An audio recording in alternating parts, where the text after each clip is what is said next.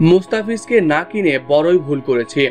Mitchell স্টার্কের থেকে হাজার গুণে ভালো বলার মুস্তাফিজুর রহমান, চেন্নাইয়ের কাছে ম্যাচ হেরে। একই বললেন শাহরুখ খান। হ্যাঁ প্রিয় দর্শক, তাই এই নিয়ে বিস্তারিত জানতে হলে ভিডিওটি না টেনে শেষ পর্যন্ত দেখতে থাকুন। আর আপনি যদি আমাদের চ্যানেলে নতুন হয়ে থাকেন তাহলে এক্ষুনি সাবস্ক্রাইব করে রাখুন। আর ইতিমধ্যে সাবস্ক্রাইব করে থাকলে আপনাকে অসংখ্য ধন্যবাদ। গতকাল চেন্নাইয়ের মাঠে টসে হেরে ব্যাটিংয়ে নামে শাহরুখ খানের কলকাতা নাইট রাইডার। শুরুটা ভালো করলেও রবীন্দ্র জাডেজা ও মুস্তাফিজের বোলিং এর কারণে তাসের ঘরের মতো ভেঙে পড়ে কলকাতার ব্যাটিং লাইন আপ। শেষ দিকে মুস্তাফিজের দারুণ বোলিংয়ে 137 রানে থামে কলকাতার ব্যাটিং। জাডেজা নেন 3 উইকেট, মুস্তাফিজ নেন 2 উইকেট।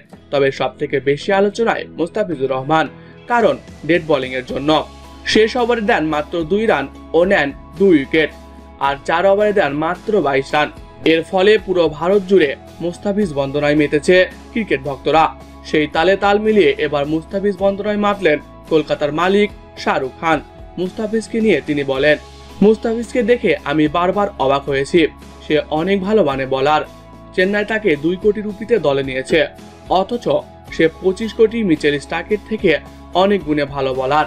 আইপিএল এ সব থেকে দামি বোলার হয়ে যেভাবে রান বিলিয়ে দিচ্ছে স্টার্ক, সেখানে মাত্র 2 কোটি রুপির বোলারের এমন পারফরমেন্স সত্যি আমাকে অবাক করেছে। আমি চাইবো মুস্তাফিজকে আগামী আসরে কেকেআরে নিতে। যত টাকা লাগে আমি দিতে রাজি আছি, তবুও মুস্তাফিজকে আমার দলে চাই। গতকাল তার খেলা দেখে সত্যি আমি মুগ্ধ হয়েছি। আসছে বছর আইপিএল এর মেগা নিলাম হবে, সেখানে আমাদের টার্গেট মুস্তাফিজুর রহমান। সাকিব আল হাসান, সে আমাদের দলে নিয়মিত খেলতো। আমরা জানতাম না মুস্তাফিজ এমন খেলে, তবে যদি আগে আমাকে কেউ বলতো তাহলে মুস্তাফিজকে আমি কখনোই ছাড়তাম না। আমি চাই আরো এক বাঙালি কলকাতাতে আসুক এবং কলকাতার মান উজ্জ্বল করুক। তো প্রিয় দর্শক, মুস্তাফিজকে নিয়ে শাহরুখ খানের এমন মন্তব্য আপনার কেমন লাগলো কমেন্ট করে জানিয়ে দিন। এছাড়াও খেলাধুলার সকল আপডেট সবার আগে পেতে হলে আমাদের চ্যানেলটি সাবস্ক্রাইব করতে ভুলবেন না। ধন্যবাদ সবাইকে।